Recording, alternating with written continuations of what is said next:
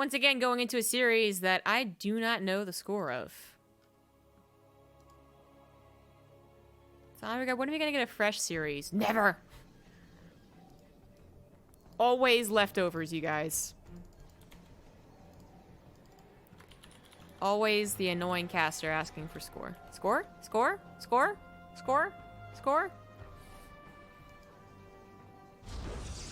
I'm like a desperate dude at a club with hot women. Score? Score? Score?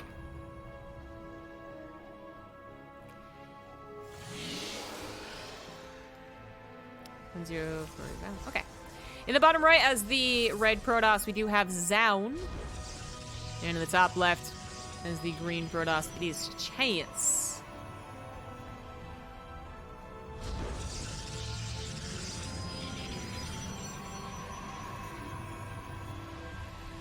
So, Chance down 1-0. Makes some sense just based off recent performance, I suppose. But also makes a lot of sense because Zoun has shown some... what's the word? Deadliness in PvP. He just took out Estrella 2-0, who is generally okay against not just Zoun, but also weird PvP stuff. You kind of have to be, just for PvP's sake, but also I think Korean PvP's sake. A lot of Korean matchups can be stereotyped as cheesy and aggressive, because overall they kind of are, either in build orders or in decision making. The Korean server is more aggressive, but he still took him out 2-0. So for him to be now up 1 against Chance makes a lot of sense to me. It's what I would have guessed. But I don't know how good Chance is at PvP. As I was saying, you know, in the earlier series, a lot of the up-and-coming names that come from the Korean server specifically are usually aggressive. Not necessarily the Asian region as a whole, but... yeah, I mean, I guess you could make an argument for the, like, Taiwan and China. I guess you can make an argument that most of them started off aggressive, too. Anyways, it's such a drastic difference between, like, Korea and Europe. Where, like, Europe, you almost always see people get respected because of their macro and their decision-making. And in Korea, it's like, you know, F respect. Let's just win some games. All guys respect. It's kind of the, a way to really boil it down to some really simple things, but the general idea is true. So I would guess Chance is aggressive by stereotyping him, but I don't actually remember. He actually opens up with a Sentry Stalker and no proxy, no technology, just waiting for his Nexus, and then goes into double Stalker, which is a pretty safe opener here. They both scouted lack of second pylons. The difference is, though, that should have been the third one, I believe. The difference is Zoun actually scouted the pylon of his opponent, so he knew that wasn't being used. So he can make better decisions based off of that. He does decide to go for 4 Stalkers immediately, which will give him a little bit of a boost in the opening. Let's take out the pylon, looks like. He's pretty intent on that. Maybe goading Chance to send an important unit like a Sentry down here to help, which would not win him the war, especially without a Guardian Shield.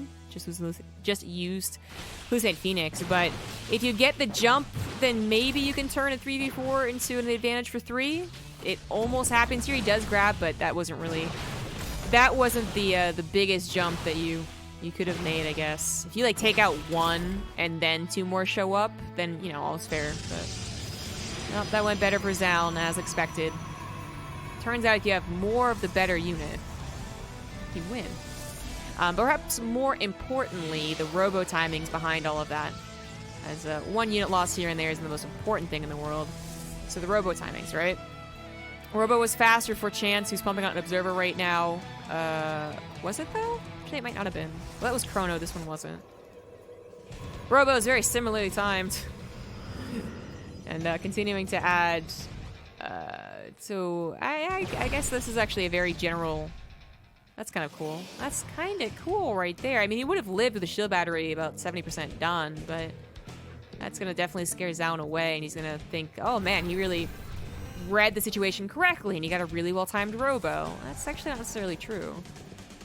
It's kind of tricky. Anyways, I was saying he was getting to a very typical composition. 3 Stalkers, 3 Sentries. Just kind of a difference of how you get there, I guess. Zoun is on his own Sentries finally, as well as pumping out an Immortal and a War Prism pretty quickly. Twilight Council on the way. He was doing a lot of Blink in his previous PvPs. Is he going to go Blink here? I wouldn't expect it, but I didn't expect it in his second game versus Estrella either. Well, his first game. I didn't expect it in his first game. And there it is. He goes for Blink. I just really wonder if mid-game Blink is really that good. I don't know. By mid-game Blink, I mean Blink at all. Unless you're up against Mass Phoenix.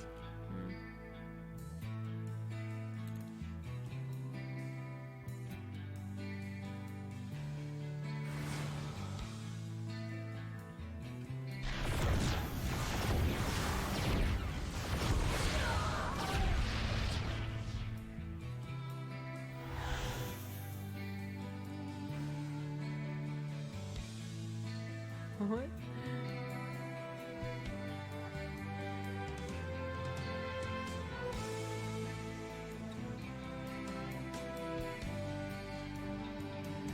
I'm just reading chat here. One guy's pretty intent on asking for more points to these cups. First of all, it's not going to happen.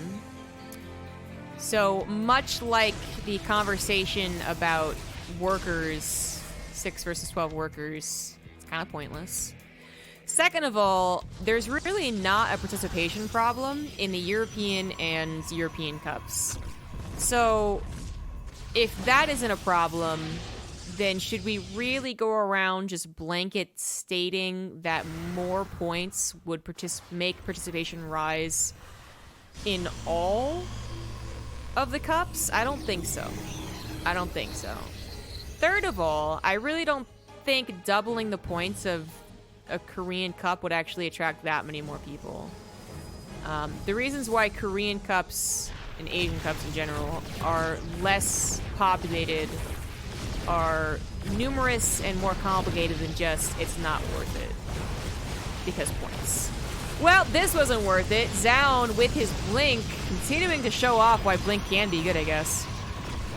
Gets the Immortal. I said it wouldn't be worth it, but you know what? Actually, it kind of was. I mean, no, it wasn't, but that was a little bit more than I thought he was going to get. Yeah, a couple Zealots taking a couple shots right there would have been a bit better for Zoun, but I mean, it still was worth for chance. A War Prism, 2 Immortals, all of his aggression is taken out, all of his good units are taken out. Was not worth it, but he at least took down a couple Stalkers alongside his own loss. But Zoun is pushing. He's getting a third base behind this, but he's got the army supply lead. He's got some micro ability with the Stalkers. He is going to be up against someone with charge and +2 very, very soon. So while this temporary stall on the third Nexus seems okay, it eventually will not be. He's going to try and go for the feedbacks on the sentries. It's a really cool idea, but I wonder if it's really so useful. We have Archons to break force fields. We're just trying to take away the Guardian Shield, but that was 4 sentries you had to feedback to do that. And it only cost him, I guess, 1 High Templar, but perhaps more importantly, the actual fight itself. Immortal still alive, scared Chance away, even though it looked like it was going very well for him. His Zealot count was depleting, and those Archons can only tank for so long against the power of an Immortal. I mean, they're better than Stalkers at tanking for sure, but you don't want to just lose them. They're still your greatest assets. Wait for those cheap, numerous Zealots to come back in, then take the fight, which is exactly what Chance does. Good decision-making right there. Zoun also with some good decision-making decided to leave before this could happen, but unfortunately, it did happen. He loses his sentry. He's going to take out an Archon and a sentry for his trouble. Going to lose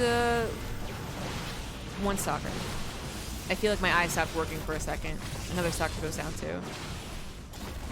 And now the upgrades. I mean, the upgrades actually have been done. Kind of with that second fight, Chance had the +2 upgrade.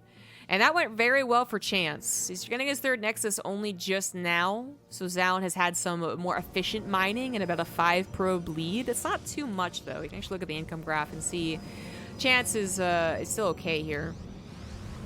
As his army is looking quite dangerous. It's not bigger by a lot, but I like its composition a lot more. And of course, it has that +2. The Zealots of Zoun just aren't numerous enough to stack up against the 4 Archons of Chance, which means the Immortals cannot do what they want and actually bust down these tier 3 units. It's pretty damn close, though. Zoun actually blinked forward to get rid of the War Prism from Zoun, or from Chance, it looked like, and that was going to be costly to his Stalker count, but worth it overall if it meant that he actually held. He also loses 8 probes and his own War Prism. think the 8 probes a little more important to give Chance that lead and to catch up for just the little bit that he was starting to fall behind on. But the Warp Prism going down as well means that there's not so much of a fear of having to control 2 different places at once. He can actually just continue to be aggressive, as certainly there'll be no run-bys. I don't think there would be anyways. Zoun is on the back foot here. He can't really use a Warp Prism to go across the map, but now you know for sure that he can't. Chance already has his other Warp Prism ready to go, and he sees an opportunity to kill his opponent. There was that +2 difference for a while in that fight, but it has evened up here as you get into the third and perhaps final battle between these 2 players. Zoun doing a good job defending, despite what I would still say is a bit of a compositional disadvantage. But can he do it again? So many Zealots available. Both of them are going to have a Guardian Shield, it looks like. Both mindful of that. Can be really hard to remember to do that as it gets tenser and tenser. But the Warp Prism, once again, going to be sniped here. The Stalkers don't stop the additional Warp-ins. They're going to die to those Zealots, it looks like, because Zoun's need to focus in 2 different places at once.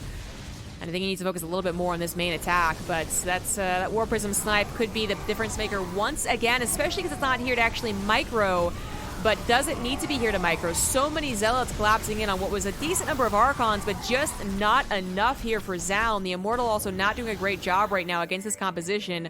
Mostly Zealots. It really needs to just be able to stand behind its own Zealot and Archon line. Then it adds a crucial amount of damage. But if it's going to get attacked, if it's going to get poked, it's going to have to run away. Without the micro of the Warp Prism, Chance might once again be forced back. He's coming in from far right field as third base with his reinforcements. Decides not to actually continue as he realizes he was kind of losing that battle pretty harshly to the last second. And obviously without the Warp Prism, he also didn't have that instant reinforcement. If he had both micro and reinforcements, I think it's an easy win here for Chance. But Zoun with some clever Blink Stalker positioning. Chance is going to rebuild his Immortal count, which, you know, there's that engagement right there. You know, he saved them. It still packed a couple of punches. It was impressive. Immortals are nice to have at least 2 of at almost any point in a PvP. Sometimes holding off on that Immortal is the better choice. I'd say it was for Chance for that time being. But going back into it, perfecting his composition once more as both players and casters and viewers take a bit of a breather. It's probably the better choice there. Chance still has that worker lead. A couple more probes went down there. A couple in the last fight. Zoun does finally use his Warp Prism aggressively, but now he doesn't have anything back at home. In fact, the right side of the map being used to get on top of that third Nexus, something that Zoun, I mean, his opponent doesn't seize, but is it really going to be worth losing perhaps his entire natural and main is the question. Can Chance hold his main? He's got 2 gateways depowered. Yeetways. He's got 2 gateways depowered, perhaps 4 of them. The Zealot reinforcements are getting obliterated by the Archons as more Archons are warped in, and that's what's more important, I think, than losing this third Nexus. This army is maybe not as important, but the fact that they both controlled their means of production is far more important than anything else that's happened in this game. Big depowering on Zoun's side of the map here. Lots of tech depowered, going to go down eventually. Lots of gateways. I think all of his gateways now depowered. Not that any of them are going to +3, but certainly no chance of that anymore. Both of them trading out probes, trading out Nexus. Chance is losing his Nexus a lot faster, however, and is that what it's going to come down to? Are we actually in an official base race? Both of them equal upgrades, equal army supply, almost equal workers, but Zoun still with 1 Nexus alive. Looks like it will eventually be taken down by these 2 Zealots. We are into the last structure possible right now. 1 worker here for Chance, 0 workers here for Chance, and no Nexus. Has Chance actually lost this game, despite looking to be in the lead for the last 3 fights? This actually is a crazy comeback from Zoun. I thought he was making a terrible mistake splitting up his army like he did, but that main base being captured by the Warp Prism reinforcements was really the kicker there. If it was only a couple of Zealots that were easily cleaned up, it is such a different game. But now Zoun has the high ground. The Warp Prism micro is going to be available on both sides, but one person is going through a choke. The other person has the concave. The other person also has the ability to capture all the structures, so Chance actually has to break up here. He can't go back and try and base race. This is actually going to be it. Warp Prism goes down. Chance's army now at half the army supply, and he's forced to tap out. Zoun. I mean, it's like he was like astronomically behind because he was using the units he had to make a defense. But I would still say momentum was on Chance's side. And he lost. He actually lost. GG. Way to PvP base race, my dude.